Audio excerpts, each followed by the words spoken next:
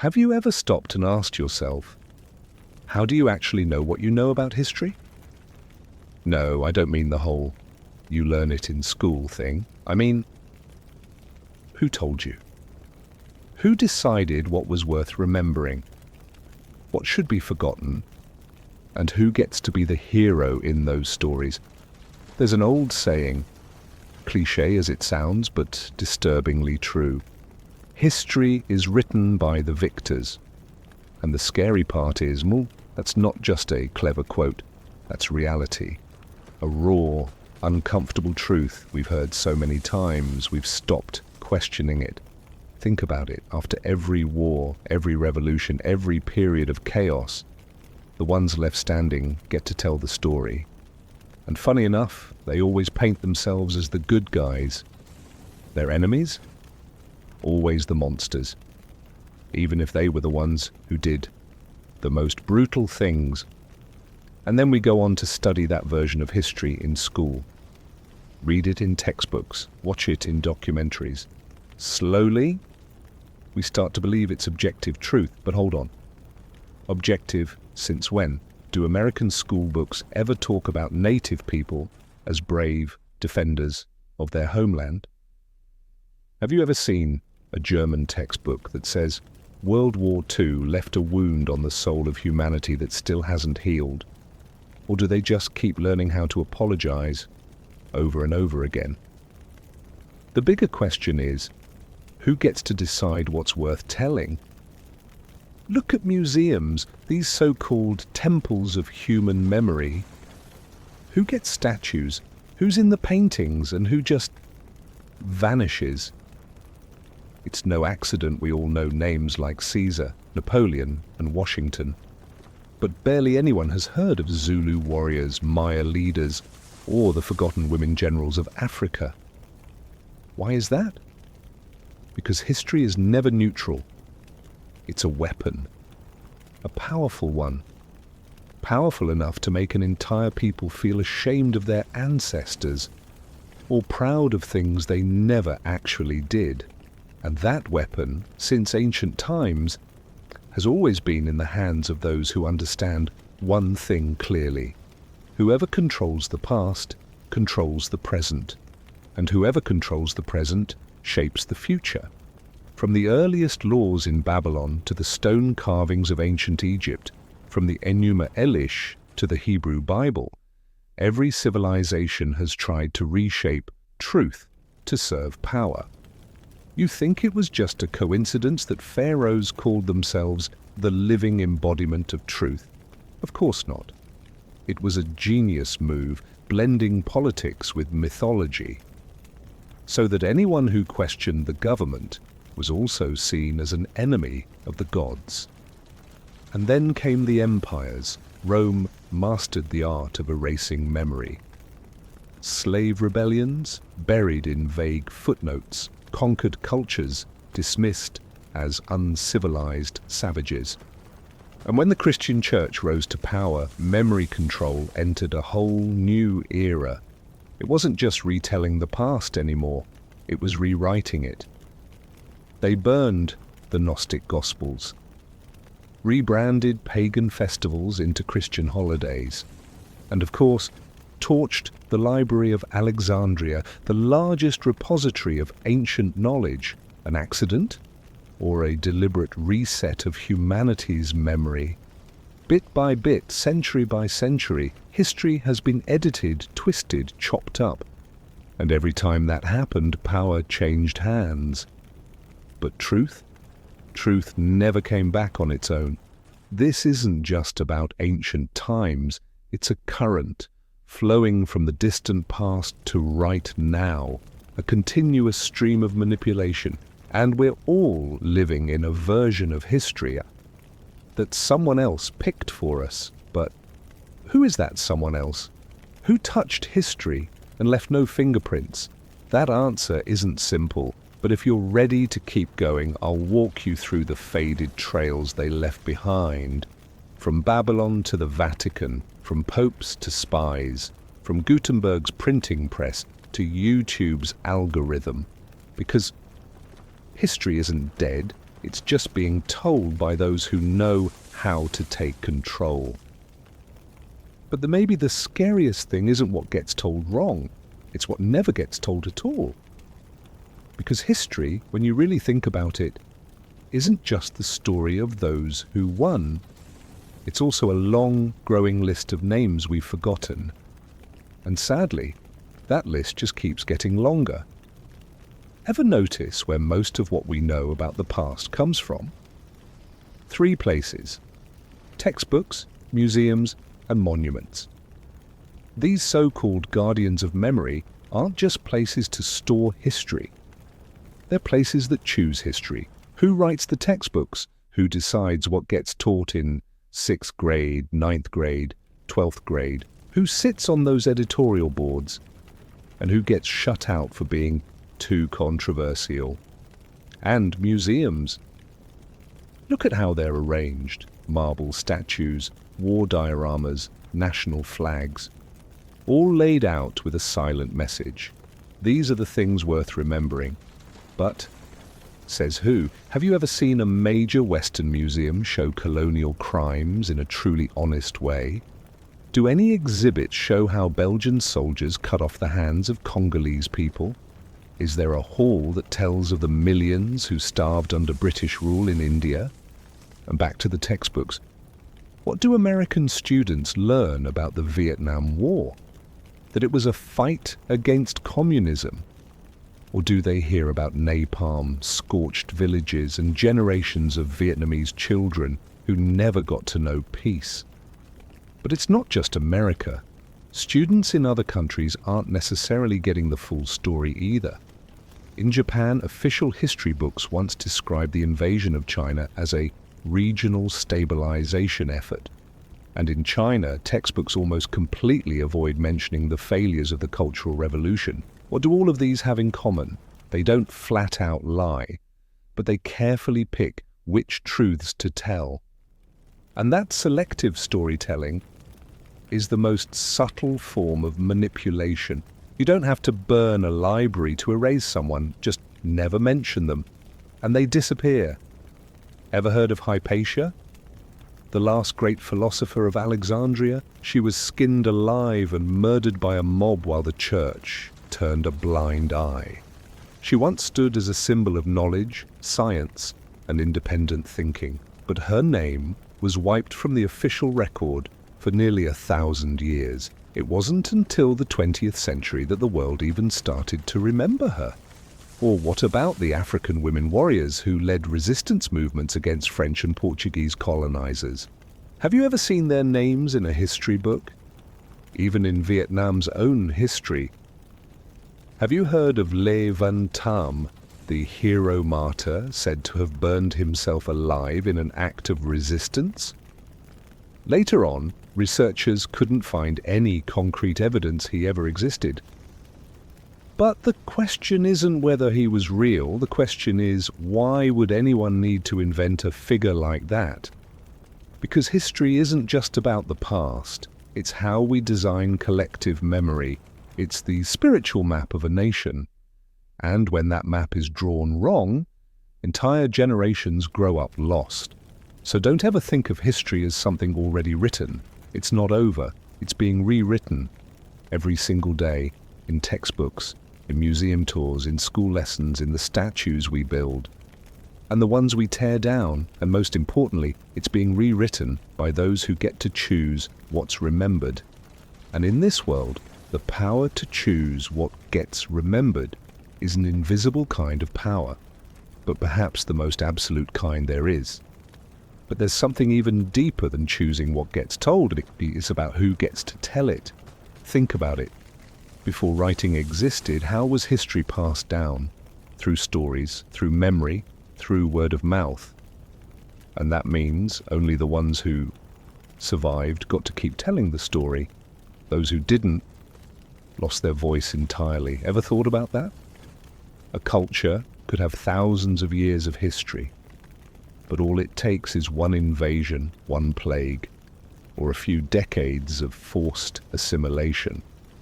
And it's gone, not because it never existed, because no one's left to tell it. That's why the invention of writing wasn't just a leap in human progress. It was also the first real tool for controlling memory. Who were the first people to learn how to write? The priesthood. Educated elites. People close to power. They were the ones trusted with writing down what was allowed to be remembered. Those clay tablets from Sumer, the papyrus scrolls of Egypt, the stone carvings of the Hittite Empire, they weren't for everyone. And more importantly, no one else was allowed to rewrite them. Ancient writing wasn't made for the masses, it was a privilege. And that privilege stayed in the hands of a very small group, usually royalty, priests, or the ruling class. And then centuries later, when printing came along, instead of setting information free, it opened the door to a whole new kind of control. Gutenberg is often hailed as the father of the information age. But did you know that right after the printing press was invented, both the church and the state moved quickly to seize control of it? In Europe at the time, if you wanted to publish a book, you needed a license. Every printed page had to be approved. Anything considered heretical, rebellious, or a threat to public order was banned, burned, and the author? Sometimes burned too. And that kind of control wasn't just in Europe. In China, woodblock printing was invented early on, but who was allowed to use it? The emperor, the court, the scholar elite. Not the common people, not those with stories that clashed with official history. Across the world, tools for writing and recording weren't invented to empower everyone. They were created to protect the power of a few. Language followed the same pattern. In India, Sanskrit was once a sacred language, but only Brahmins were allowed to study it. In Europe, for centuries, the Bible was only written in Latin, meaning ordinary people couldn't read it themselves. They had to rely on official interpretations. So even if you had a story to tell, you didn't have the language to tell it in a way that could be heard. Now imagine hundreds of civilizations from Africa, from pre-Columbian America, from ancient Australia, each with their own history, myths, and memories. But without writing systems, without printing presses, without official documents to protect those memories, one conquest, one wave of assimilation, and it all gets wiped clean. Writing, printing, language, they're not neutral tools, they're filters.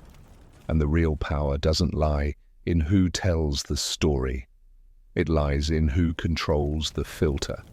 Today we read books, search Wikipedia, ask Google, listen to podcasts, and it feels like we have total freedom of information. But in truth, we're still consuming what's been digitized, curated, and tagged as reliable. And the scary part, sometimes an entire culture doesn't need to be burned away. All it takes is for no one to reprint it, or no one to translate it into a major language. And just like that, it vanishes. And if we trace history all the way back to the world's earliest civilizations, back when writing and law were just being born, we'll notice something very clear. History was never meant to be a neutral record of the past. From the very beginning, it was a tool, a weapon used to hold on to power. Let's start with Babylon. When people talk about Mesopotamia, they usually mention the great cities, the rivers, and of course, the Code of Hammurabi, one of the earliest written legal codes in human history. But what most people miss is this. It wasn't just law. It was a historical declaration. Take a look at the beginning of that code, not the rules and punishments, but the opening lines where Hammurabi says, "I, Hammurabi, chosen by the gods, bring justice to the world." Sound familiar? It's the classic formula. Legitimizing political power through divine authority. That law was carved in stone. Not so everyday people could read it, but to declare to the heavens, this law isn't made by man, It comes from the gods, through the king, and if the law comes from the gods, who dares question it, change it, challenge it? See, this wasn't just a legal document, and it was one of the first examples of official history, where one person defines what's right, writes it down, and makes himself the hero of the story. From that moment on, one thing becomes clear. In ancient civilizations, history didn't sit outside of politics. Man, history was politics, and that becomes even more obvious when we look at ancient Egypt. There, pharaohs weren't just kings, they were considered living gods. They were truth. And the highest symbol of that order was Maat, the goddess of truth, harmony, and justice. But here's the thing. Maat wasn't truth the way we think of it today, like scientific objectivity. Maat was a sacred order, an ideology defined by the pharaoh himself. The pharaoh didn't just rule with armies, he ruled with stories, with a version of history written like mythology. Military victories were carved into temple walls. Every battle ended in triumph when nature lashed out. It was portrayed as the universe testing the greatness of Pharaoh. See what's happening here? When the ruler controls the entire narrative, any failure can be rebranded as fate, as a divine trial, or, more conveniently, just erased from the stone. And don't think this was just some ancient thing. This model, using divine power to legitimize history, was copied everywhere. From ancient China's mandate of heaven, to medieval Europe's divine right of kings, to modern regimes that declare their leaders the light of the nation. But the origin, the seed of it all, started in Babylon and Egypt, where writing, law, and religion were fused into one powerful storytelling machine, where for the first time history wasn't the voice of a community, but the single voice of a king carved into stone, made to last forever. And when a story lasts long enough, people stop questioning it and start believing it's the truth.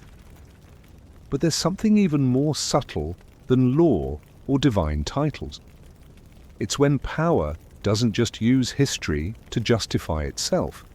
It builds an entire worldview to convince people that without power, the universe would fall into chaos.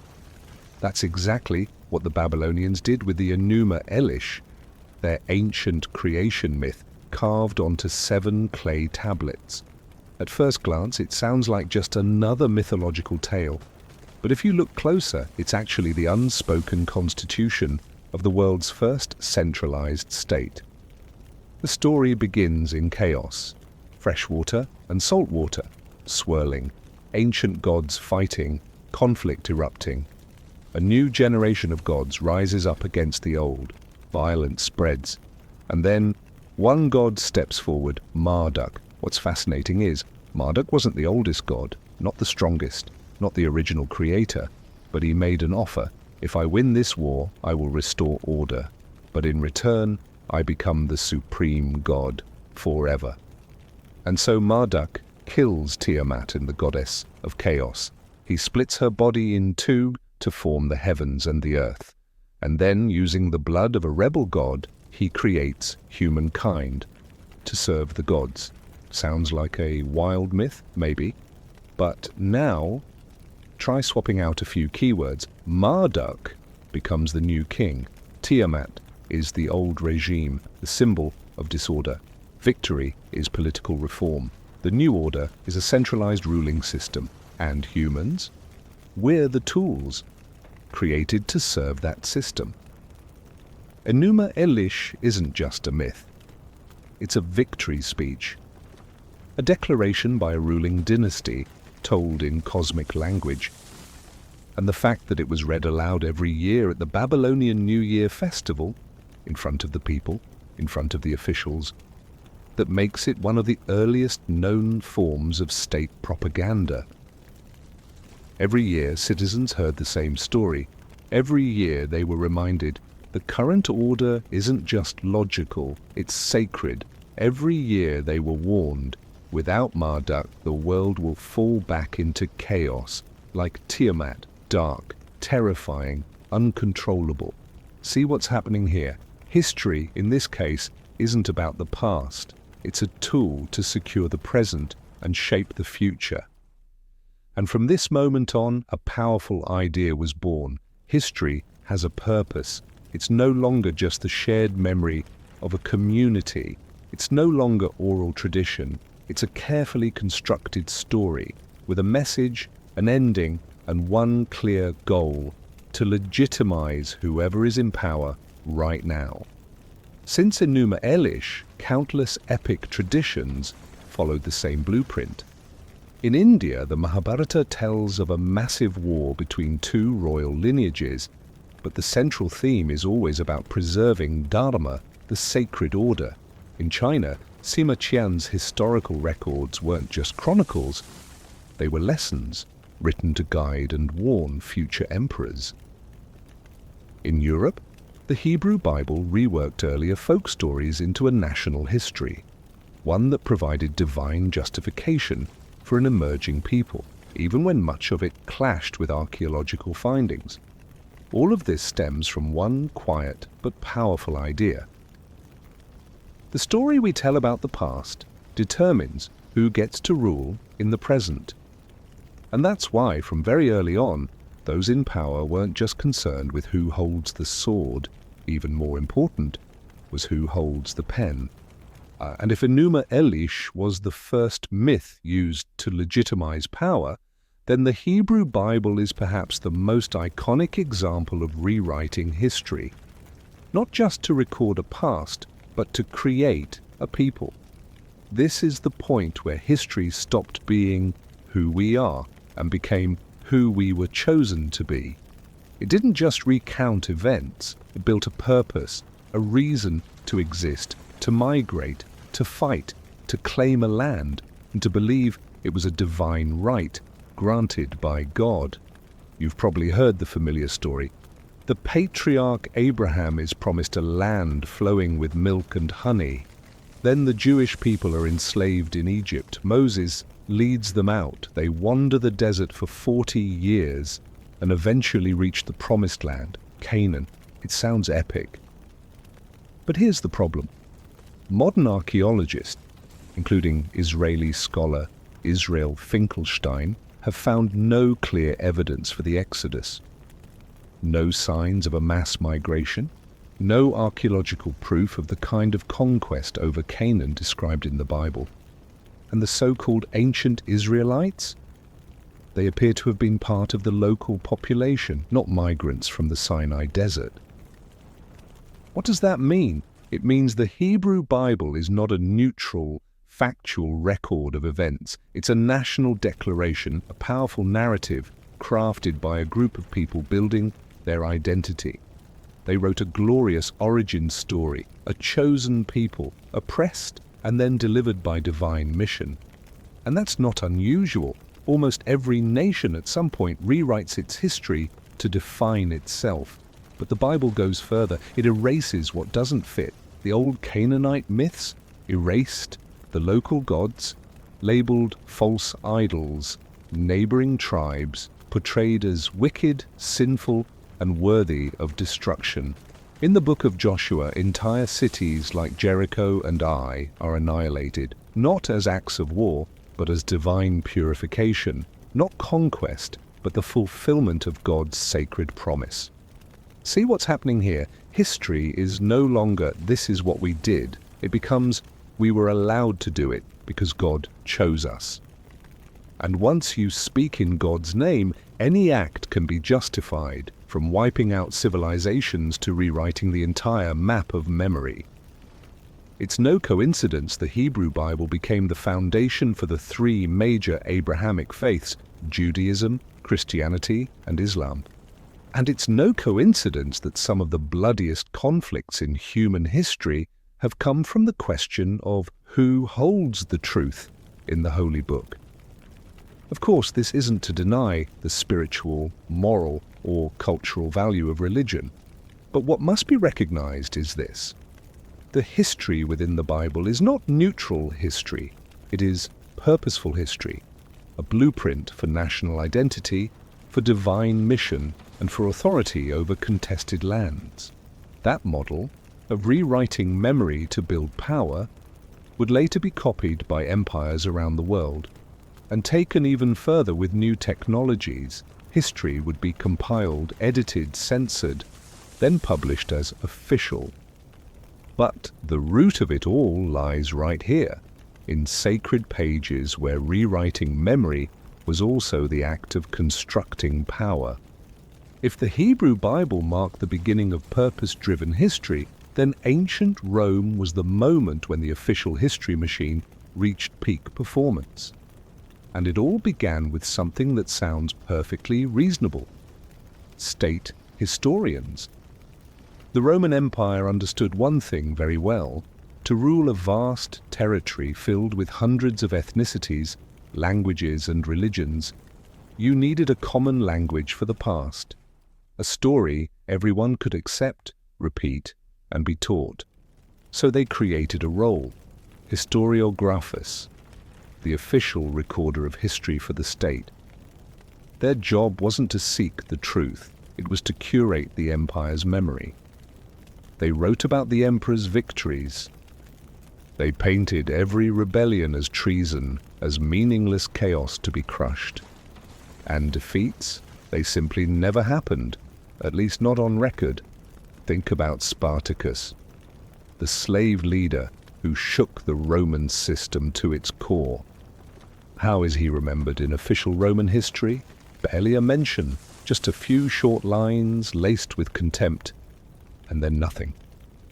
Meanwhile, Caesar's campaigns, Augustus's victories, they read like epic poems, entire volumes devoted to glorifying them. Roman history became a kind of theatre. Each reign was a scripted play, every emperor the lead actor. And the people, whether alive, dead, resisting or obedient, were just part of the backdrop. Anyone who didn't fit the story, erased, sometimes literally. Have you ever heard of damnatio memoriae? It was Rome's ultimate punishment, not to kill a person, but to kill their memory. Their name would be chiseled off stone, their statues destroyed, books mentioning them burned, and everyone was forbidden to speak their name again. In other words, if Rome didn't like you, you may as well have never existed. And if someone stumbled across a trace of you centuries later, you'd be nothing more than a shadow, i.e., a question mark in history, with no proof left to restore you. This wasn't just rewriting history, this was memory engineering, deliberate, organized, systematic. And the wildest part, the Romans didn't hide it. They never claimed history was about truth. They only cared that it served stability. Truth didn't matter as much as obedience. It didn't have to be accurate, just had to keep order. It didn't have to be objective. It just had to make people believe that Rome is eternal. That's why Roman inscriptions always sounded so grand, so final. Augustus, son of the divine, who brought peace to the world through his victory. But peace for who exactly? For Roman citizens? Maybe. But what about the erased tribes, the defeated peoples, the stories that were never told? What they got wasn't peace. It was silence. A peace born of fear and the control of memory. See, in Rome, history wasn't storytelling anymore. It became a political weapon. If you controlled it, you didn't need more soldiers. You didn't need to kill. You just needed people to forget. And that model, that machinery of memory control, it would soon be inherited by a new force. More religious, more powerful, and even more skillful in not only controlling the past, but shaping the future. And then, as the Roman Empire began to collapse, that power, the power to control history, memory, symbols, and even silence, didn't disappear. It was passed on, not to a nation, not to an emperor, but to something more elusive, more sacred, and far more enduring, the Christian Church. Think about it. When most empires fall, their version of history usually collapses with them. But in Europe, people didn't dismantle Rome's memory machine, they sanctified it. Instead of the emperor is the son of a god, now it was the Pope is the representative of God on earth. Instead of military victories carved in stone, you had divine commandments written in scripture, preached from pulpits, and most importantly, never translated into the language of the common people. Did you ever notice? For nearly 1,000 years, the Bible was written only in Latin, a language understood only by clergy, scholars, and nobility. That meant ordinary people could never read the Word of God in their own tongue. They could only hear it, retold, reinterpreted, only in the way the Church allowed. And during that entire era, it wasn't just the story of God that was under lock and key. It was the entire memory of humanity. Ever heard of the Gnostic Gospels? They were ancient texts, possibly even older than some of the official New Testament, offering a radically different take on Jesus' teachings, less about dogma, less about punishment, more spiritual, more personal, more human. But the Church declared them heresy. They were burned, banned from being copied, cut from official history. And what about the old pagan festivals, celebrations of the sun, the harvest gods, the fertility goddesses? They weren't erased, they were renamed. The birthday of the sun god, now it's Christmas. The spring festival of earth goddesses, now it's Easter. Just like that, older cultures weren't wiped away and they were rebranded, sanitized, sanctioned. But perhaps the greatest loss of all, Chai, was the Library of Alexandria, a massive archive of knowledge, home to hundreds of thousands of scrolls from Greece, Egypt, Persia, India. To this day, no one agrees who exactly destroyed it, or when, or why. But one thing is clear. Over centuries, the Church never made a real effort to preserve knowledge outside of Christian doctrine. Any text that didn't align with Church teachings, if it wasn't burned, it was banned from being copied, circulated, or translated. And you know what that means. A book that isn't read might as well have never existed. The Church didn't just control the present through faith. It controlled the past by choosing what could be called truth and deciding who was allowed to read it. That model lasted for centuries, and it left a deep mark. All of Europe lived under what you might call intentional illiteracy. Not because people couldn't read, but because they weren't allowed access to any knowledge beyond what the Church approved. So when you look back from Babylon to Egypt, to Enuma Elish, to the Bible, to Rome, to the Church, one truth becomes clear. History, from its origins to the Middle Ages, was never a natural stream. It was a carefully filtered sequence, rewritten, reinterpreted, whitewashed, legalized, and finally canonized. And it didn't stop there, because even when printing was born, the so-called revolution of knowledge, the same question still lingered. Who gets to print? Who gets approval? Who gets banned? And who decides what counts as truth? And if there's one symbol that captures everything history has tried to forget, it's the Library of Alexandria. We often hear about it as a tragedy. Hundreds of thousands of scrolls burned, ancient knowledge erased, humanity losing an irreplaceable piece of its past. But very few people pause to ask, who really burned it? And more importantly, why? There are many legends. Some say Julius Caesar. Others blame Bishop Theophilus and a Christian mob. Some theories point to later Islamic conquests, but if we set aside the names, one truth remains. Whoever held power at the time didn't see preserving knowledge as a priority, because the Library of Alexandria was no ordinary library, It was a multi-dimensional map of the past, where Egyptian mythology, Greek philosophy, Babylonian astronomy, Indian medicine, and Persian mathematics all coexisted in dozens of languages. It held alternate versions of the world, not filtered through dogma, not approved by royal decree, uncensored, untamed, unaligned. And that made it dangerous. Think about it. If an empire, political or religious, wants to enforce its official version of history, what poses the greatest threat? Not an army, but a place full of uncontrolled memory. Stories that don't follow the script, truths that have no place in scripture, and the Library of Alexandria was that place. So whoever burned it, it wasn't an accident, it was a clear act in a pattern that has repeated itself for thousands of years.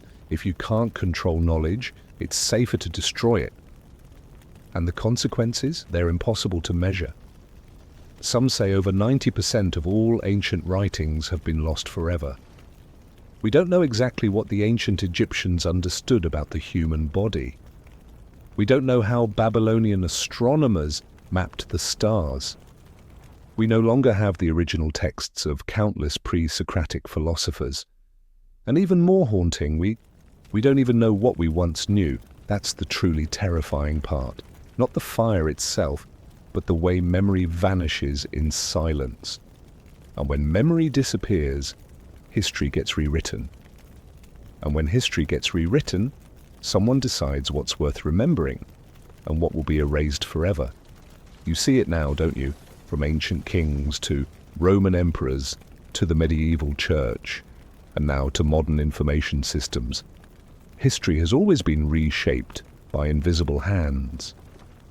And the burning of the Library of Alexandria, it wasn't the beginning or the or the end, but the climax of a quiet, ongoing current. The more knowledge is lost, the easier it is to create a new truth. And then, after the libraries were burned, after the ancient scrolls were erased, human knowledge was no longer destroyed with swords or flames. It entered a new phase. It was locked away in languages the common people couldn't understand. We call that time the Middle Ages, but for knowledge, it was the age of linguistic imprisonment, especially when it came to the Bible, the most sacred, most influential book in the Western world, and also, for centuries, the most tightly controlled. Have you ever wondered, why was the Bible written and read only in Latin for 1,000 years? It wasn't because Latin was holier than other languages, and it certainly wasn't because God only spoke Latin. The answer is simple. Latin was a language the average person couldn't understand. And if you can't read a book, then you have no choice but to trust whoever reads it for you. That's how the medieval church created a kind of intellectual monopoly unlike anything else in history. Not just control over knowledge, but control over access to knowledge. Not banning books, but making them unreadable. Not burning texts, but writing them in a language only they could interpret. And from there, the right to interpret became a form of power. Priests weren't just literate men, they were the translators of truth. And if you dared to question their version, sorry, you had no proof. You couldn't read the original. All you had was faith. And they were the gatekeepers of that faith. That's why anyone who tried to translate the Bible into local languages, German, English, French, was branded a heretic, hunted down, even burned alive. Remember this name, William Tyndale. He was an English scholar, early 1500s. The first to translate the entire Bible into English directly from Hebrew and ancient Greek, not from the Latin Vulgate. He believed one radical yet beautifully simple idea. Even the ploughboy in the field deserves to read the word of God. For that belief, he was arrested, strangled, and burned at the stake. It sounds like a contradiction, doesn't it? A religion that preaches love and truth, killing a man just for helping others understand the truth. But it's not a contradiction at all if you look at history through the lens of power, because in the medieval world, language wasn't just communication, it was a social wall. If you knew Latin, you were above. If you didn't, you were below. And history, which should have belonged to everyone, was now the private property of the few who could read and read in the right language. Not just the Bible. Everything. Science, medicine, philosophy. It was copied by hand in monasteries in Latin. No one outside the clergy could touch them. No one outside the clergy could teach them. And so, no one outside the clergy could control the memory of humanity. And just like that, the world was no longer ruled by weapons, but by ideas. People didn't rebel, not because they were ignorant, but because they had no words to describe their oppression. And once you don't have the words to name what you feel, you can't fight it. And so when language was locked, when the Bible was monopolized, when books existed only in the hands of priests, those who dared to tell the story differently began to be seen as dangerous. Not criminals, not murderers, just historians, philosophers, scientists, poets, people who simply didn't write along the approved lines. Think about it. Well, what does it take for someone to be burned alive? Could it really be just for writing a book? In the Middle Ages, the answer was yes. All it took was one sentence, one idea that went against doctrine, one suggestion that the earth revolved around the sun, or worse, that humans might understand history on their own, without needing the approval of religious authority. That was enough to label you a heretic, enough to have you hunted, tried and executed, not by sword, but by fire. Why fire? They claimed it purified the soul, but in truth it erased memory. When a person was burned, their books were burned, and what they knew died with them. One of the most haunting cases was Giordano Bruno. Bruno wasn't just a philosopher, he was one of the earliest free minds of modern Europe. He believed the universe was infinite, that there could be many worlds, many suns, many forms of life. He questioned the idea of a closed cosmos, where everything revolved around Earth, where humanity was the center of all things, where there was only one version of truth. Bruno wasn't a scientist in the modern sense. He was a dreamer, a storyteller, someone who asked the questions that power didn't want asked. And for that, in the year 1600, he was arrested by the church, tried, told to recant. Bruno refused. They burned him alive in Campo de' Fiori in Rome. The irony? Bruno didn't die because he was anti-science. He died because he was too far ahead of his time, because he touched the one taboo no authority could tolerate, that history isn't fixed, that it's a story, and anyone has the right to tell it in their own way. You see it now, don't you? When power feels threatened, it doesn't need to prove you wrong. It only needs to make you silent. And if you won't go silent, it will make sure the world can't hear you. That's how so many versions of history disappeared. Not because they lacked value, but because they lacked the permission to exist. No one copied them, no one read them, no one taught them. We now call that a lack of historical sources, but in truth, someone made sure they were erased. You're beginning to see, aren't you? History isn't distorted with loud lies. It's bent quietly, through silence.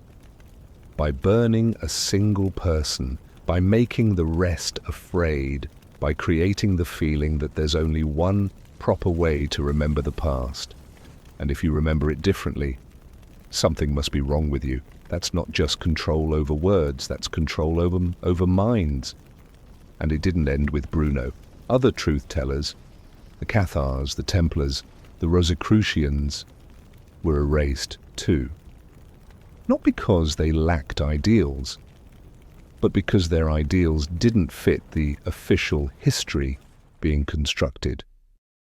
If Bruno's death proved that telling the wrong version of official history could get you erased, then the Crusades proved the opposite. If you write the approved version of history, you can kill without ever needing to apologize. Because you're not killing anymore, you're liberating the Holy Land, you're not invading, you're defending the faith, you're not committing massacres, you're fulfilling a divine mission from God. And that is enough. No justification needed, no truth required. The Crusades, especially the First Crusade in 1096, are often described in Western history books as a noble, armed pilgrimage meant to free Jerusalem from Muslim infidels. From that call, tens of thousands of people, nobles, peasants, even criminals who were pardoned if they joined, took up the cross, drew their swords, and marched east. But behind the word liberation was a wave of atrocities that many Western histories spent centuries avoiding. In Jerusalem, when Crusaders entered the city in 1099, a contemporary chronicler, Raymond of Aguilas, who was there, described the scene. Blood reached the ankles of our horses in the Temple of Solomon. Jews were burned alive inside their synagogues. Muslims were slaughtered inside their mosques. No distinction between soldier or civilian, no trials, no mercy. And yet, in official records that followed, this was portrayed as a victory of faith, a just response to centuries of oppression, a sacred act to restore truth. Sound familiar? Start the war, write the story later. And when the one holding the sword also holds the pen, the final version of the story won't smell of blood. It will smell of divine destiny. Look at how history was recorded after that. The Northern Crusades were called campaigns to spread the light of Christianity. The extermination of pagan peoples in the Baltics, that was civilizing the frontier. The sack of Constantinople in 1204, a Christian city, was written off as a regrettable incident. And those who didn't follow the official line, like the Cathars, a Christian movement in southern France, were declared heretics. The result? The Albigensian Crusade, the first time Christians launched a crusade against fellow Christians in the name of God. A quote often attributed to the Crusader commander at the time, "Kill them all, God will know his own." Chilling, isn't it? Once again, history didn't protect the truth. It protected power. It didn't ask who was right. It stood with who had the right to write. And that forces us to ask, how many wars have been masked with the word liberation? How many killers were turned into heroes simply because they fought under the right banner? The Crusades reveal a hard truth. When history is written by those who hold the sword and wear the holy robes, the truth will wear a cloak, but it will still drip with blood. But not everyone stayed silent. Not everyone bowed to the official flow of history. In the dark cracks of the Middle Ages, when everything was tightly controlled, when every word had to be approved, when even prayer was restricted to Latin, there were still people who kept another kind of memory alive. They didn't fight with swords. They didn't preach from pulpits. They worked in silence. They passed on knowledge through symbols. They preserved the fragments that had been erased from the official story. And because of that, they became targets. We know them by names like the Templars, the Cathars, the Rosicrucians, and others lost to time. Their common thread: they existed outside the official history and were eventually written out of it. Let's begin with the Cathars, a spiritual movement that flourished in southern France during the 12th and 13th centuries. They believed in purity, They rejected materialism. They didn't worship power. They didn't recognize the Roman Church as the sole voice of God. And most notably, indeed, they didn't believe that God could ever command someone to kill.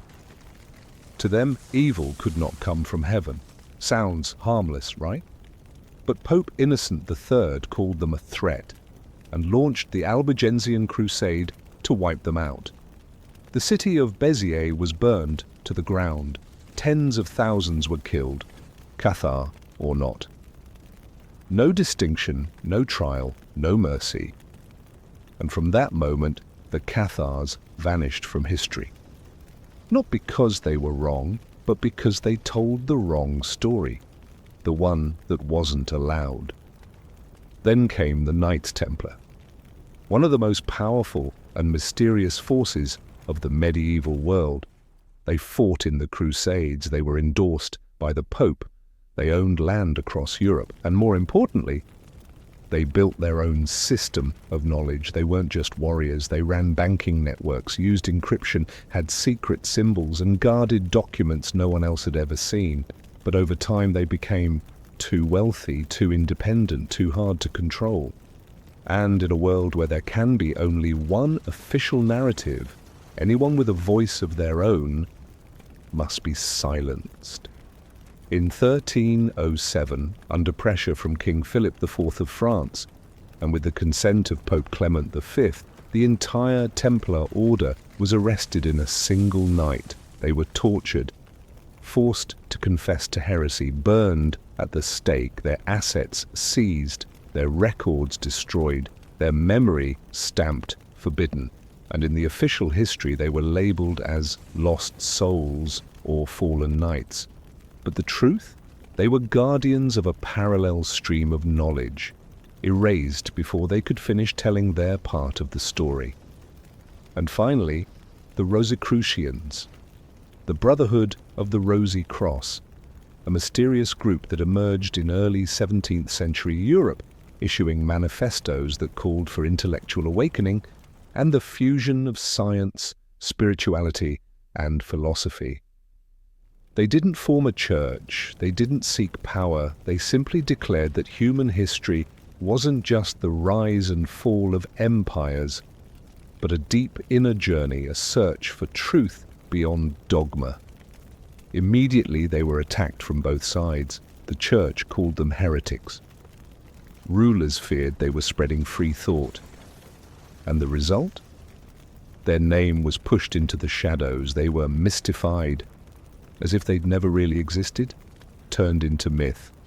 And just like that, history didn't need to burn them anymore. It only had to make them a legend, because when something is labeled too mysterious, people stop asking questions, and once the questions stopped, that memory dies the quietest death of all, man, by being deemed unimportant. October 13th, 1307, a Friday morning. Almost every major leader of the Knights Templar was arrested simultaneously across France. No war, no rebellion, just a royal decree, a quiet nod from the Pope, and a list of names already prepared. We often call it a purge, but in truth it was more like a memory execution, precise, efficient, leaving no trace. The question is, why? The Templars were once heroes of the Crusades. They were granted privileges by the Pope himself, exempt from secular laws. They ran banks, protected pilgrims, built networks across Europe. They didn't betray anyone, they didn't rebel, they didn't defy openly, but they had one thing that power could never tolerate. They existed outside of control. The Templars had money, they had their own knowledge, their own symbols, their own libraries. They were connected to political forces and ancient knowledge circles, and worse, they had their own memory, a parallel version of history, separate from the official one. King Philip IV of France owed the Templars a massive debt. Pope Clement V was under political pressure from the French crown, and the Church had started to view the Templars not as loyal tools, but as a growing threat. And so, history began to be rewritten. The Templars were accused of heresy, of worshipping demons, of performing perverse rituals. No real evidence, only confessions extracted under torture. Their assets were seized, their members burned, their name erased from official documents. The last Grand Master of the Templars, Jacques de Molay, was burned alive in Paris. But before he died, he looked straight at the Pope and the King and said, "Within 1 year, both of you will appear before God's court to answer for this crime." And as the story goes, within a year, both Philip IV and Clement V were dead. It sounds like legend, but the very fact that it became legend tells you everything. The Templars weren't remembered as a major cultural and political force. They were reduced to myth, mystery, conspiracy theories, and whispers. Because the easiest way to weaken a story isn't to disprove it, it's to push it off the serious stage, turn it into a midnight tale. And ever since, many people think the Templars were just knights. They forget they once ran banking systems, designed architecture, used encryption, built networks of power, and possibly held an entire forbidden lineage of knowledge. The Purge of 1307 wasn't just a political event, it was a locked door, shutting out a vast archive of memory that was never allowed to be recognized. No one dared tell the Templars' story again. And as always in history, when no one dares to speak, it means the victors have finished writing the final chapter. People often speak of the Renaissance as a golden age, a great awakening after the long night of the Middle Ages, the moment when humanity rediscovered reason, art, science, and ancient philosophy. The age of Leonardo, Michelangelo, Galileo, the time when lost knowledge was finally restored. It sounds hopeful, even heroic. But if you look a little closer, one big question gets quietly left out. Who was allowed to restore the past? And what exactly were they restoring? Because the Renaissance wasn't about digging up everything from history. It was a selective recovery, a curated revival. And just like every other era, the ones who had the power to choose also had the power to erase. The Renaissance didn't welcome everyone. Ancient Greek and Roman texts were hunted down, translated, celebrated, but a knowledge from India, Persia, the Islamic world, Africa, it was often dismissed as foreign, mystical, or incompatible with the enlightened spirit of Europe. Some of it was mistranslated, some was silenced, some had its content borrowed, but the source erased. Likewise, certain philosophers, like Plato and Aristotle, were revived. But alternative schools of thought, like mysticism, pre-Christian traditions, or suppressed religions like Gnosticism and Kabbalah, were treated as esoteric footnotes, never center stage. You see where this is going? The Renaissance wasn't just a rebirth, it was a reconstruction of memory, filtered through the lens of the present. What does that mean? It means only the pieces of the past that aligned with the rising worldview were brought back. The rest still buried. Even in the so-called Age of Light, for example, Arabic advances in mathematics were studied and adopted, but often credited as European developments. Persian medical texts were translated, but the translators were celebrated more than the original authors. Even ancient maps recovered from Middle Eastern manuscripts were republished in Western books, with the original sources removed, rebranded as examples of European exploration. And what about those who had guarded forbidden memories during the Middle Ages? Descendants of the Templars, the Cathars, or indigenous wisdom traditions. They were not invited into the Renaissance. They remained outsiders, their knowledge still labeled mystical, irrational, and anti-progress. So here's the real question. Was the Renaissance truly a revival, or was it a rewriting of history? Because when you only shine light on the pieces of memory that fit your narrative, Everything else stays in the dark. Or worse, it's labeled unworthy of return. So yes, Galileo turned his telescope to the heavens, and Leonardo mapped the human body with stunning accuracy. But most people of that era still lived in a world where knowledge that didn't serve the current structure of power was seen as irrelevant, or even dangerous. You see it now, don't you? The medieval curtain may have been lifted, but the stage still belonged to a select few, while countless other scripts remained hidden backstage. And then, in the middle of the Renaissance wave, came one of the most explosive inventions in the history of knowledge, Gutenberg's printing press. For the first time, the written word was no longer locked inside monasteries. For the first time, books weren't just treasures of the elite. For the first time, information could be copied rapidly, widely, across borders, across generations. It felt like an Enlightenment dream. And yes, in many ways it was a revolution. But look a little deeper and you'll realize something critical. The printing revolution didn't automatically bring freedom. It just changed who held the power. Before that, the church and the monastic scribes controlled the flow of knowledge, copying by hand, in shadows, on expensive parchment. Now the printing press could reproduce books endlessly, but the real question was what was printed, who got to print it, who was allowed to distribute it, and most importantly, who controlled the content. Because the danger of everyone being able to print anything was obvious to those in charge. By the late 15th century, kingdoms and churches moved swiftly to regulate the new technology. In France, Germany, Spain, every printing press needed a license. All books had to be approved before publication. Anything considered divisive, heretical, or destabilizing, banned, seized, destroyed. Sometimes printers were fined, sometimes executed. Did you know that one of the first things the Inquisition did after the invention of the press was create a list of forbidden books?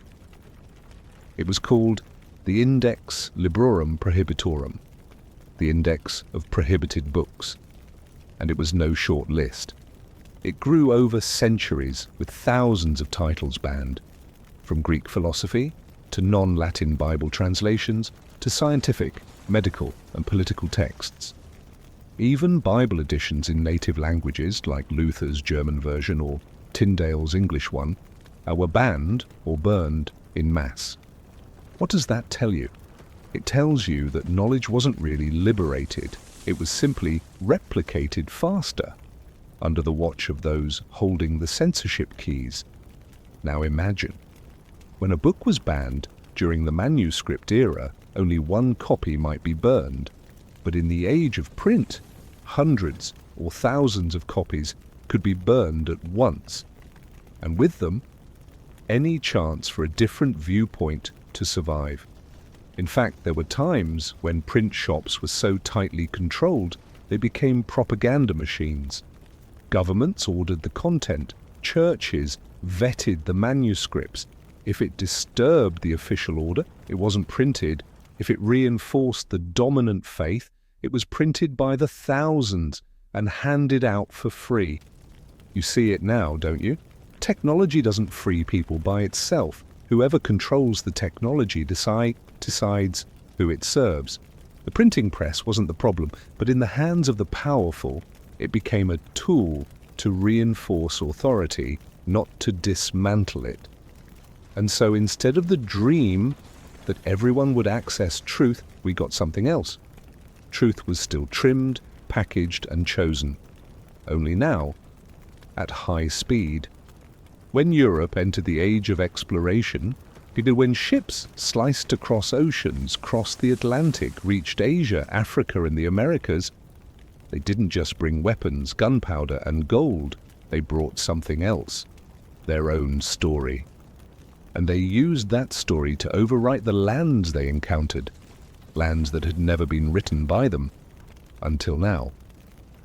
And so history entered a new phase.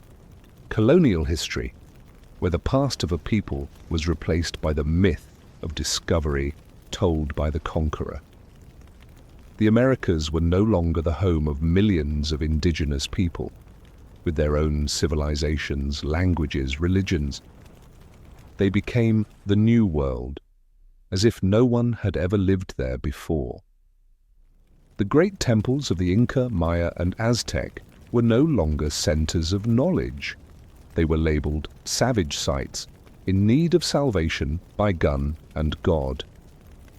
Did you know, when Hernan Cortés arrived in Mexico, the Aztec capital Tenochtitlan had advanced canals, urban planning, marketplaces, and public sanitation, far beyond many European cities at the time.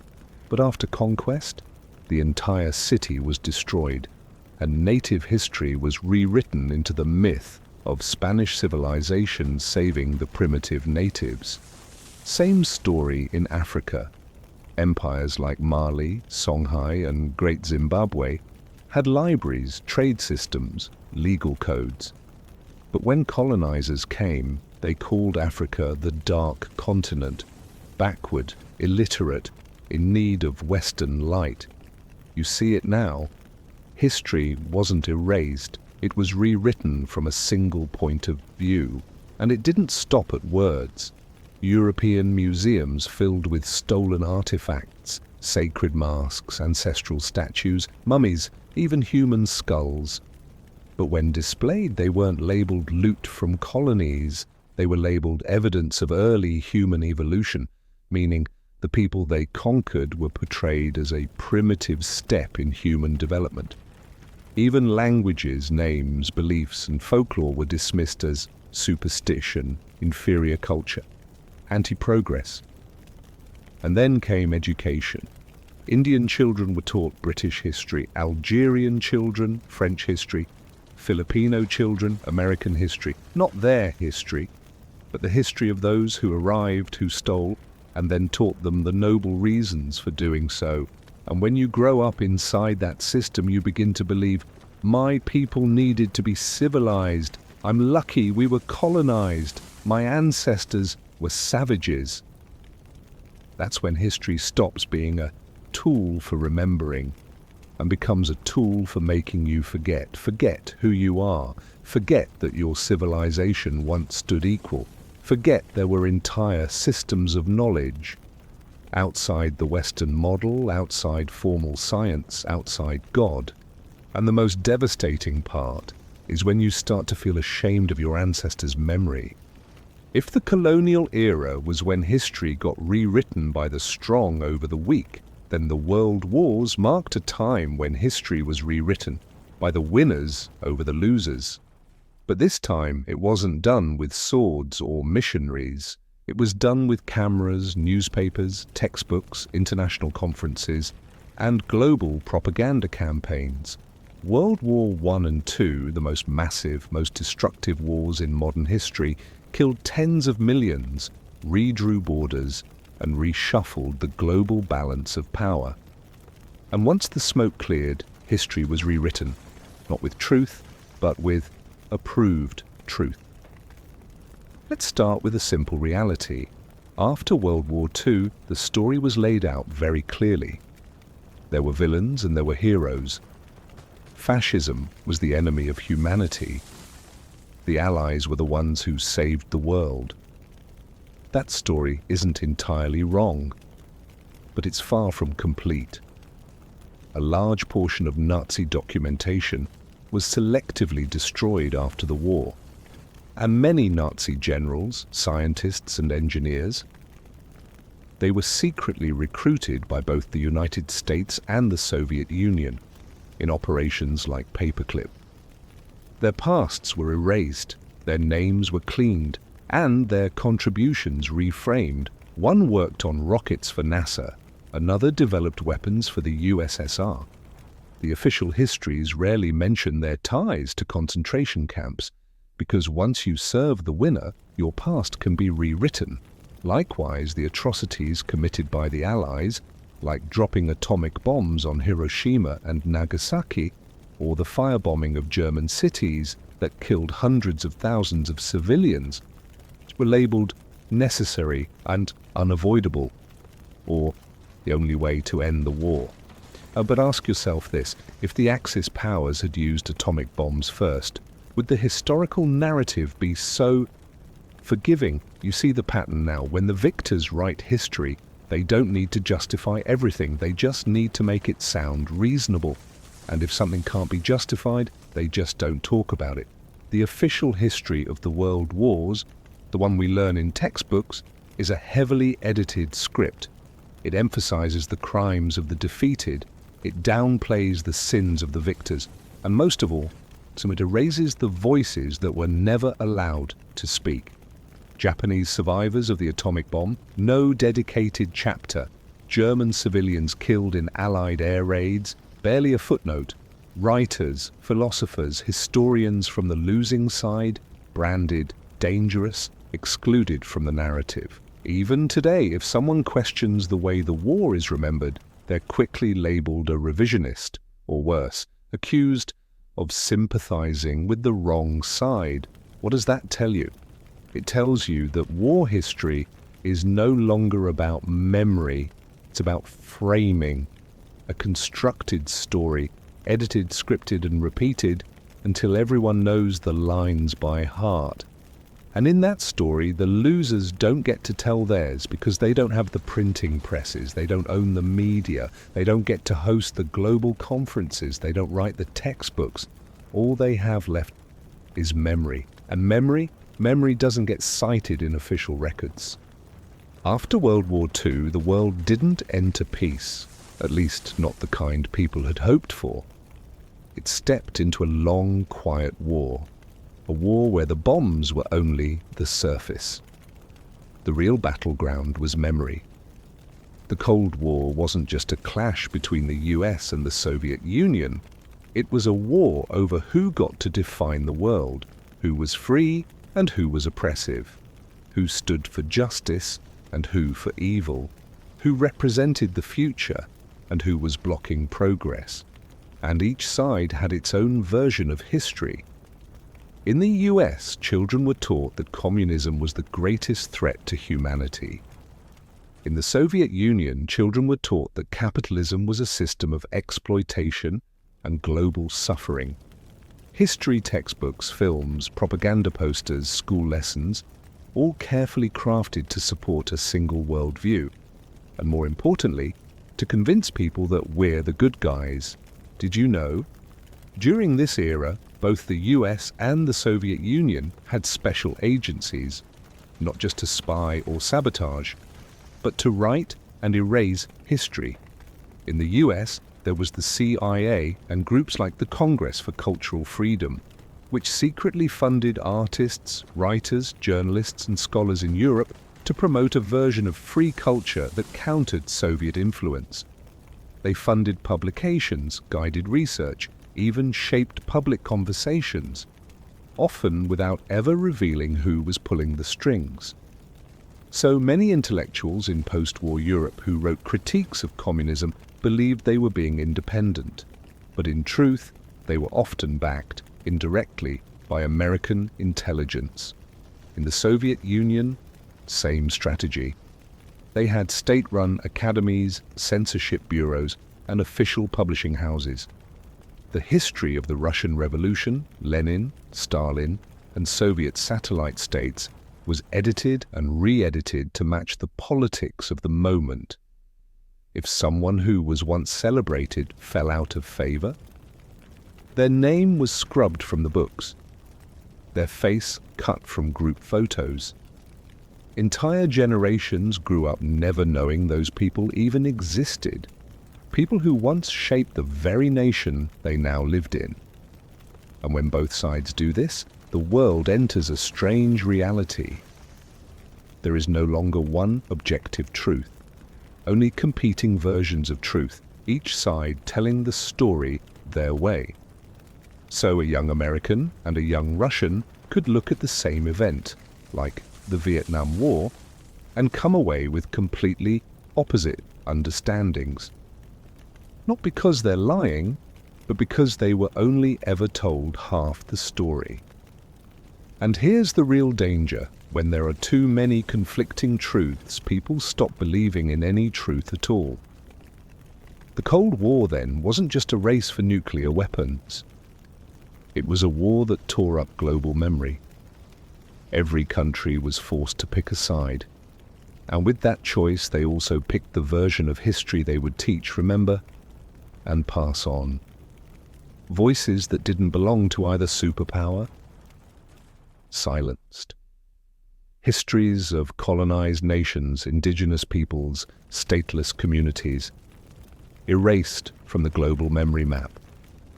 And just like that, the world was made to live under a kind of historical operating system, programmed by two superpowers. You weren't allowed to tell your own story without being labeled a spy, a traitor, or a tool of the enemy.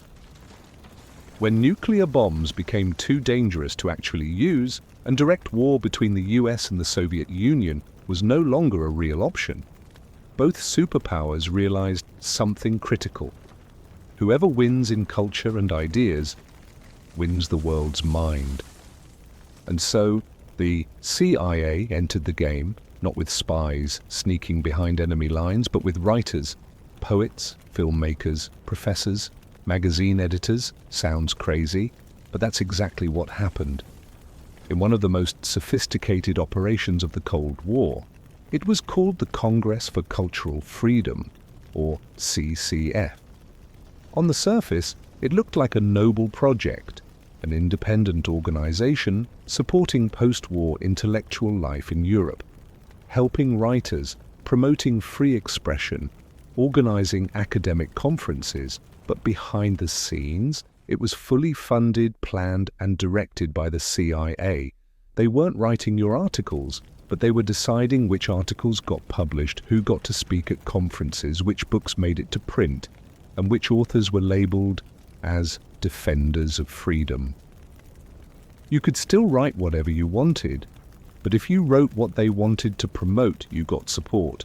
And what counted as the right message? Anti-communist, pro-Western, celebrating America as the shining light of civilization.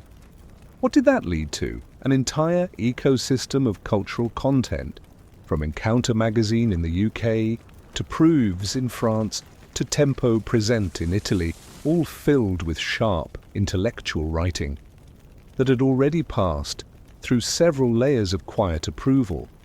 Writers, poets, critics, philosophers, all seemed independent, but many were quietly steered by soft influence, not by force, but by funding, not through censorship, but by choosing who gets published, who gets the grants, who gets invited to the next big international symposium. A young writer pens an essay that aligns with the message. They get promoted, translated, given a stage. Write something that doesn't fit, sorry? Not a good editorial match. What does that mean? It means the entire intellectual landscape after World War II was being reprogrammed, and no one even realized it. You read an essay, you think it's free thought, you hear a jazz record, you think it's rebellion, you watch a Hollywood film, you think it's anti-war, but if you zoom out, piece it all together, you see the pattern. A story being told softly, brilliantly, and again and again. Individualism is good. The West is modern. Communism is backward. And America is the heart of logic, progress, and humanity. See it now? This wasn't crude propaganda like Nazi posters or Soviet murals. This was propaganda wearing the face of art. And that made it 100 times more effective. Because when an idea comes through a beautiful film, a moving song, a novel that makes you cry, you'll believe it without ever feeling pressured. And that is how the CIA rewrote history.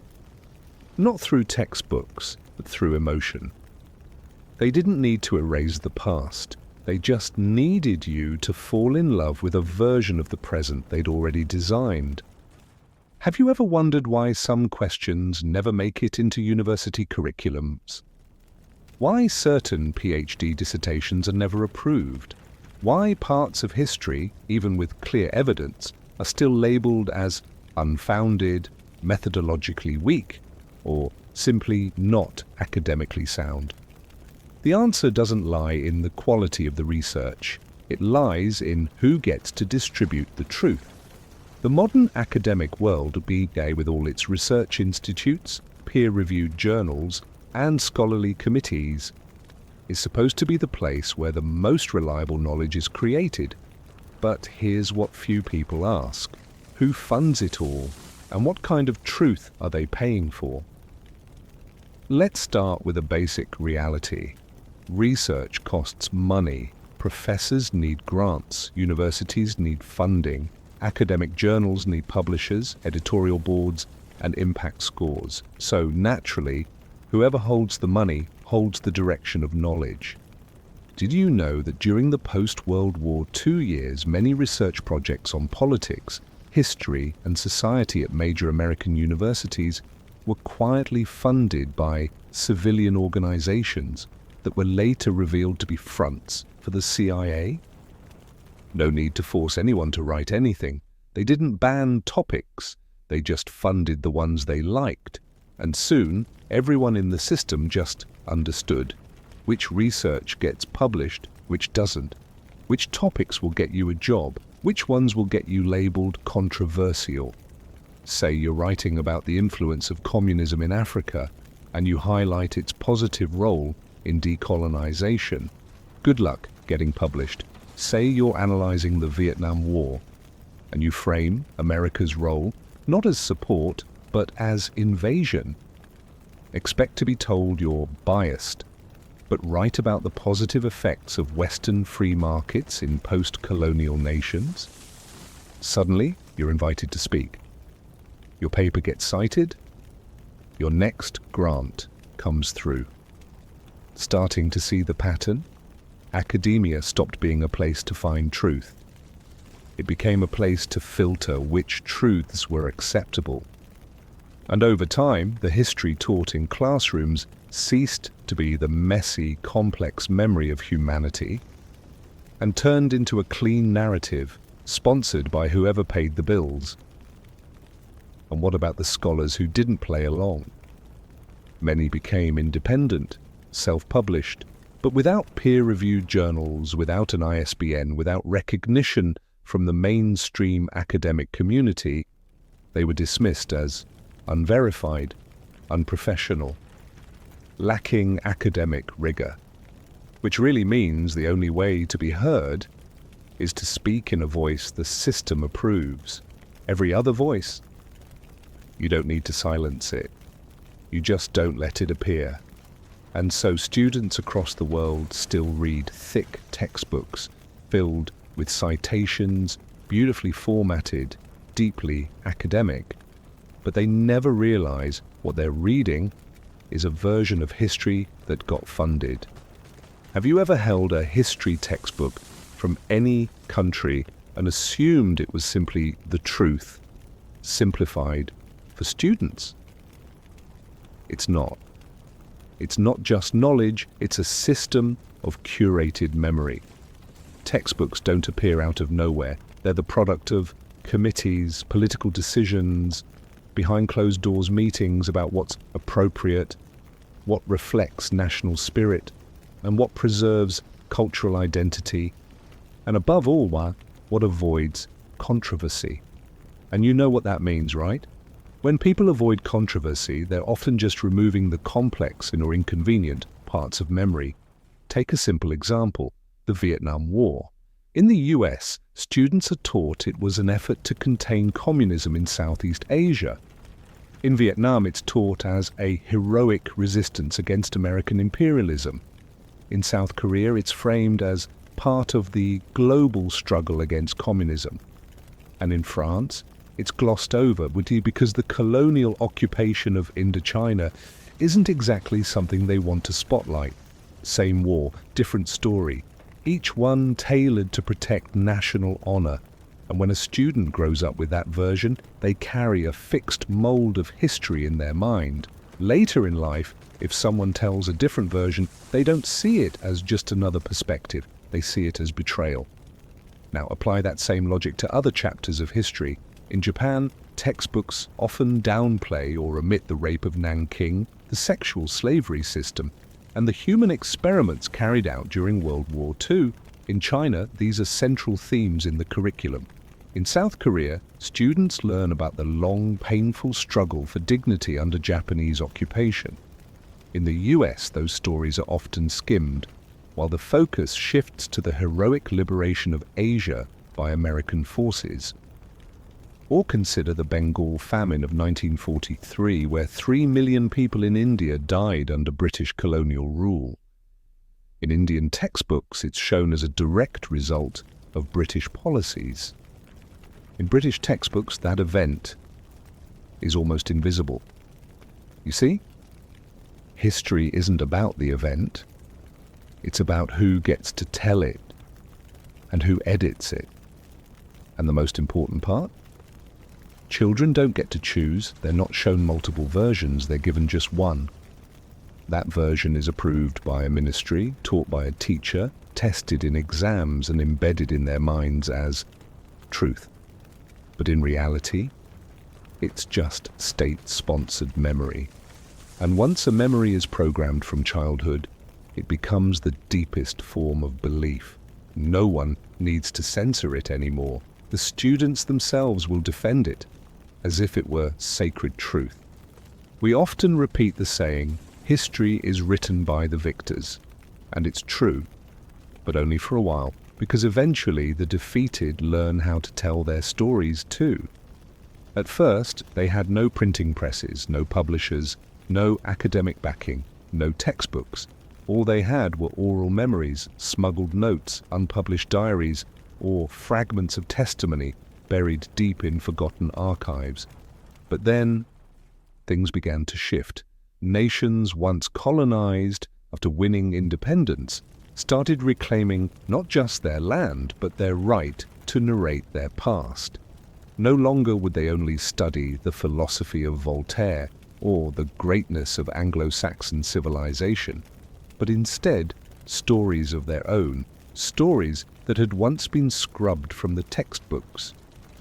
In India, post-colonial scholars re-examined the British Empire not as a period of infrastructure building, but as a deliberate system of extraction, engineered famines, and cultural breakdown.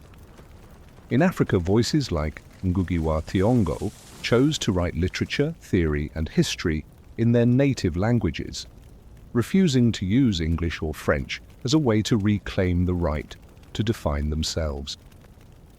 In Latin America, historians and activists started to retell the past about coups, CIA interference, massacres of peasants, once buried under polite phrases like protecting freedom. Even in Japan and Germany, defeated nations in World War II, there emerged brave scholars and thinkers asking, what really happened? Who were the victims? Who were complicit? And who rewrote the past to wash their own hands clean? And in the United States, too, new movements took root. Black history, women's history, LGBTQ+ history, indigenous history, each one a powerful effort to reclaim voices that had long been silenced. Then came the internet, and the game changed entirely. People outside the system could start a blog, make a podcast, upload a video, publish independently. They didn't need approval from an academic board. They didn't need the stamp of peer-reviewed legitimacy. And the audience began to listen. Of course, not everything online is reliable, not everyone writes truthfully. But for the first time, history became a contested space, no longer just one version, endlessly repeated in classrooms, news outlets, and lecture halls, but many intersecting narratives, clashing, questioning, challenging one another. And that in itself is a gift. Because when more people are allowed to tell the story, history stops being a monopoly. We begin to see what was once erased, who was once silenced, and why they now speak, even if it's late, even if it's painful, even if no one ever taught them how to hold a pen. Amid all the stories of victors and vanquished, of nations competing to rewrite the past, there exists a quiet undercurrent, unaffiliated with any flag, any army, any empire. And yet it has endured longer than most kingdoms. A secret society, no borders, no armies, no territory, but with networks deeply rooted in the elite, from politics and finance to science, art, and education. They are known as the Freemasons, said to have originated in the Middle Ages, not as rulers, but as builders, stonemasons, architects. But over time, their work moved beyond bricks and mortar. They became architects of symbols, of ideas, of memory. They never claimed to hold power, yet their fingerprints are on the Declaration of the Rights of Man, the US Constitution, and the ideological revolutions of the 18th century. Many of history's towering figures, George Washington, Benjamin Franklin, Voltaire, Mozart, were Freemasons. But here's what sets them apart. They didn't write history in textbooks, they encoded it. In symbols, in buildings, in rituals.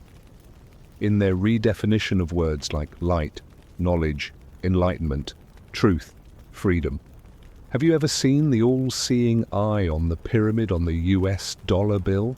That's a Masonic symbol, not a coincidence, because they believed truth should not be imposed, it should be discovered. And instead of telling you what to believe, they planted symbols in plain sight in schools, courts, theatres, public architecture, and let them whisper. Did they rewrite history?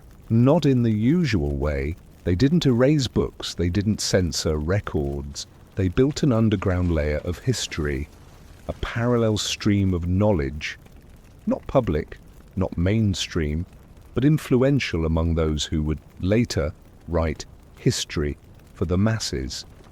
Think about it.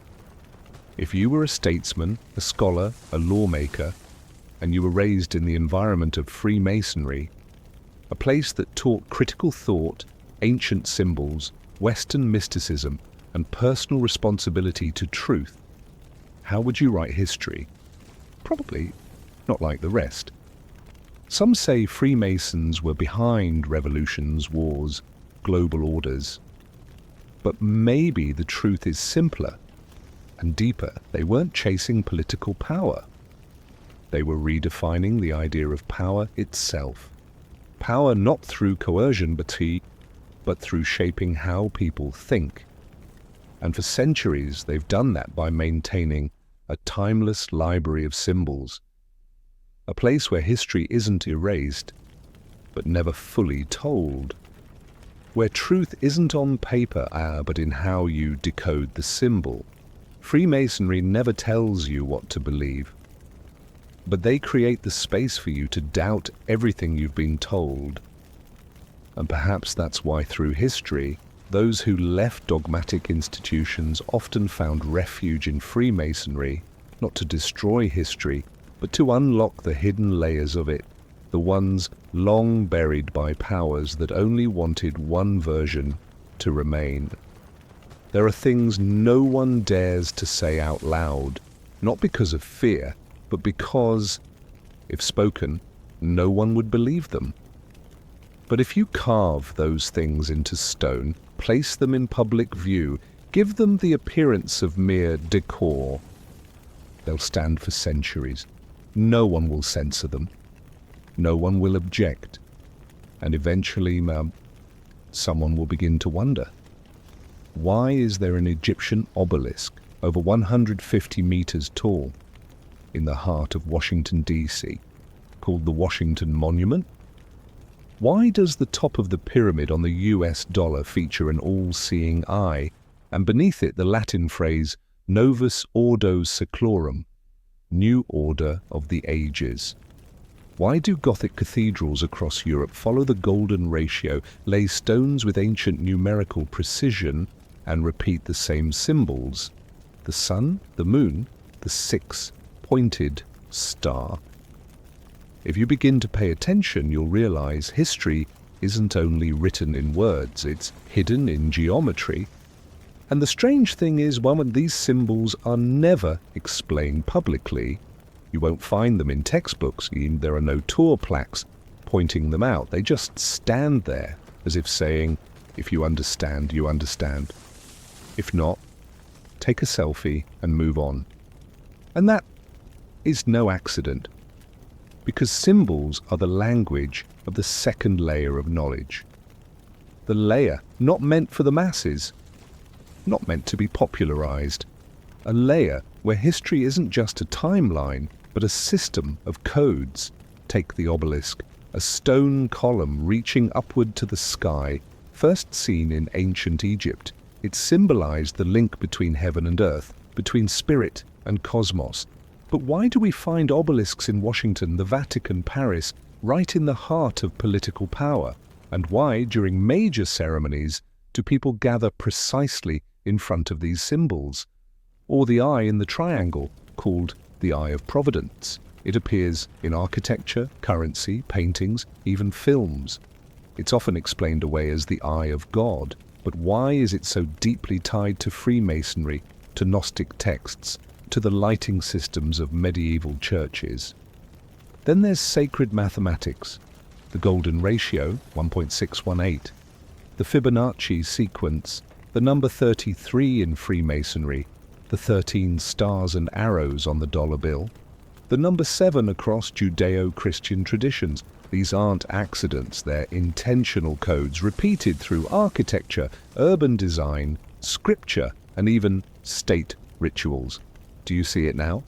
When history cannot be openly told, some choose to embed it into structures, and structures cannot be censored. No one can erase a monument 100 meters tall.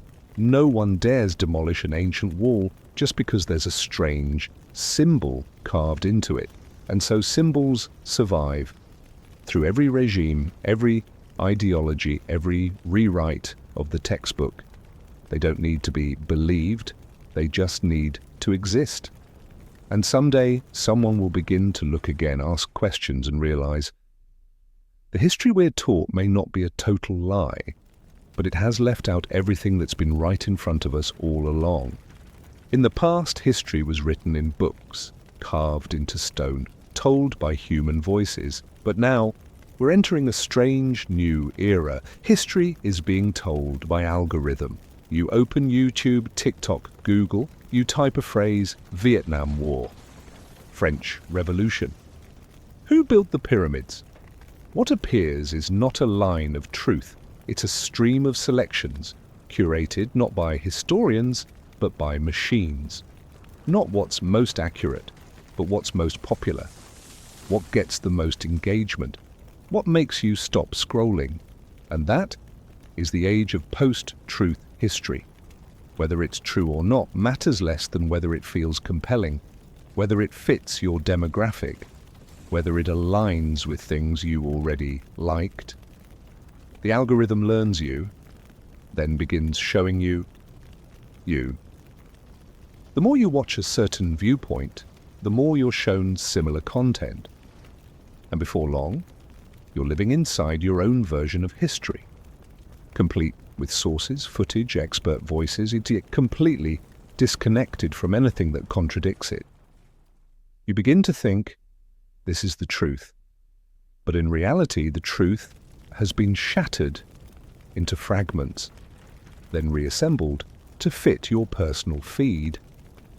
And in this era, AI isn't just a search tool. It can create history, a fake video, a doctored photograph, an analysis stitched together by machines from millions of sources, even a virtual expert with a perfect human voice, flawless logic, but no one knows who wrote the script.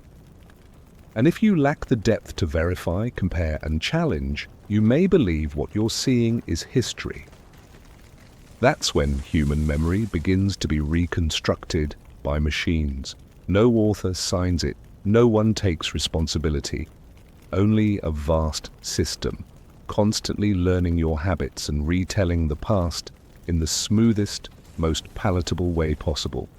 History becomes content, something you scroll through. No longer deep, just fast, no longer debated, just repeated. And when something is repeated often enough, it becomes common knowledge. Not because it's true, but because no one bothers to check anymore. As people began to question everything, in a world where no one knows who to trust and history is reduced to 30-second videos, something unexpected happened. People started searching for real voices again, not perfect voices, not approved by universities, not dressed in suits on television, but honest, patient, and unafraid to ask difficult questions. And so a new generation of storytellers emerged, not from national libraries, but from bedrooms, from a microphone plugged into a laptop, from a YouTube channel, a Spotify feed, a Substack newsletter. Voices once pushed aside for being non-official began to find audiences of their own. And the surprising part, more and more people are listening, from YouTube channels that retell history through a post-colonial lens to podcasts re-examining the Vatican, Freemasonry, or disappearances in wartime. From independent researchers with no formal degrees but decades of deep reading and forgotten archives to freelance journalists reopening cases the mainstream left behind, all of them are weaving a new network of memory. And the most important part? There is no central censor, no approved version. Each channel is a voice, and the audience has the right to choose, to listen, to question, to debate, or to believe. Of course, not everything is accurate. Not every voice is careful with evidence. But precisely because they are free from academic boundaries, independent historians are able to touch on topics the traditional system long avoided. And that has sparked a wave of resistant history, quiet, unofficial, but growing. For example, many first learned about the atrocities of Belgian colonialism in the Congo, not in school but through an independent video with archival images and subtitles. Many came to understand the murky reality of the liberation of Iraq, not through major newspapers, but through an investigative podcast. Many saw the map of Palestine from 1946 to now for the first time on a TikTok. You see? While the old system drowns in skepticism, these new voices, small as they are gaining trust. Not because they're flawless, but because they dare to dig deep. They dare to say the uncomfortable. They dare to admit what they still don't know. And so a new order of memory is quietly taking shape. No longer a shared history from school textbooks, no longer a national broadcaster reading the past on your behalf, but millions of people, each with a perspective, a story, a slice of time. And the audience slowly piecing them together into something more dimensional. Yes, it's messy. Yes, there are errors. But perhaps for the first time in a long while, people are relearning how to think critically, how to question, how to search for truth, instead of waiting for someone to serve it to them. And if there is one reason to hope in this post-truth era of history, it's this. Memory is finding its way back to those who were once denied the right to remember. 2. We grew up believing one simple idea, that there is such a thing as objective truth, that what happened, happened, and it cannot be changed, and that the task of history is to recover that truth.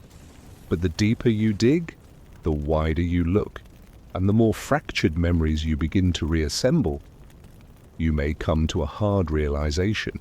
Maybe historical truth has never existed as a single unified thing, because humans don't record events. They record how they understand events, and depending on the perspective, you get a completely different version of history.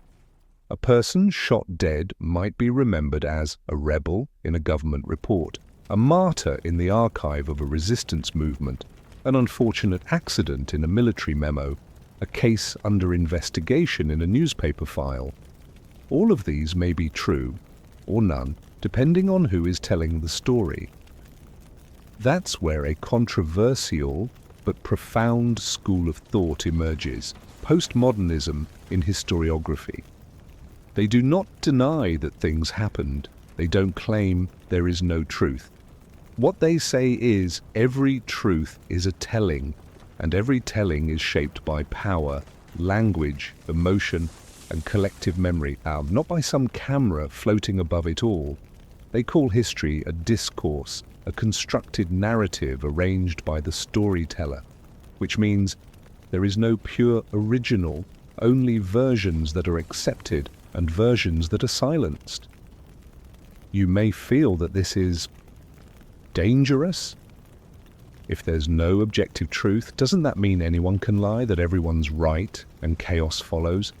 But in fact, postmodern thought doesn't encourage chaos. It encourages responsibility in storytelling, because once you understand that no one is neutral in the act of remembering, you become more humble, more careful, more self-critical. They teach us not to ask, what is the truth? But instead, who is speaking? Who are they speaking to? By what authority do they speak? And who has been forced to remain silent? Then history is no longer a straight line. It becomes a multi-dimensional map where every version carries traces of power, intent, emotion. And our task is not to find the one perfect version as school textbooks once dreamed, but to look at all the fragments, listen to many voices, question precisely, and understand that every version is incomplete by nature. Do you see now? The danger is not that truth doesn't exist. The danger is believing there is only one truth, and being forced to believe it without question. We grow up believing that history is something you learn, but really, it's something you live with quietly every day. It's in the textbook you read in 4th grade, in the monuments you pass without noticing, in the stories your grandmother told, in the videos you watch, the concepts you repeat, never once questioning where they came from. And then, at some point, you realize you're living inside a version of history, a narrative built by someone else, told so many times that it now feels like natural truth. But as we've seen throughout this journey, nothing in history is natural. Nothing is remembered just because.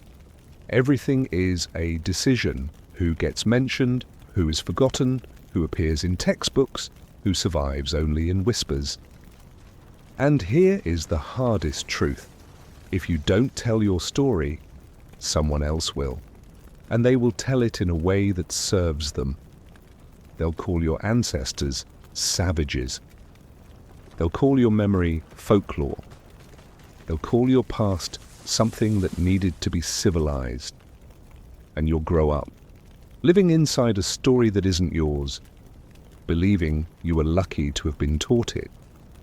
That is the deepest form of domination. No need to fight, no need to kill, no need to rule. Just rewrite your memory and have you read it as a child. This is why the greatest power does not lie in weapons or money or thrones. It lies in the right to tell, the right to write, the right to remember, and that right you can take back by questioning what you've always believed, by reading what was once erased, by telling the stories no one thought mattered. You don't need to be a historian, you don't need to publish books, you just need to refuse to let someone else define your memory, because if you don't speak, someone else will speak for you. And if they speak long enough, you might forget you ever had a voice of your own. And that is the most terrifying loss. Not war, not genocide, not censorship, but the quiet, willing, permanent forgetting of oneself. Yet if you still remember, if you still wonder, and if you still ask, if you still feel the urge to tell, then history is not over. The story is still unfolding, and you still have the right to write. So if after everything you ask, Who is behind all the rewriting of history? Not a single secret society, not one shadowy figure, but a long chain of people, systems and motives, always present, changing form across centuries. Some rewrite history because they won and want to be remembered their way. Some control the tools of memory, from scrolls to printing presses to algorithms, and choose what gets repeated. And some don't need to do anything at all. They just benefit when the world remembers wrong. No one needs to silence you as long as you believe you already know enough. And once that happens, you begin to live inside a story that feels natural, but was never truly yours. So if you ask, who is the invisible hand behind it all? The answer is anyone who can rewrite memory without being questioned. And then you understand true power doesn't reside in armies, not in governments, not even in wealth. It lies in who is allowed to speak and who is forced to forget. And finally, what remains is not an answer, but a deeply personal question. Will you let others keep telling your story? Or will you start writing it yourself? Because sometimes just the act of remembering is enough to break the entire architecture of forgetting. And in that moment, history truly begins.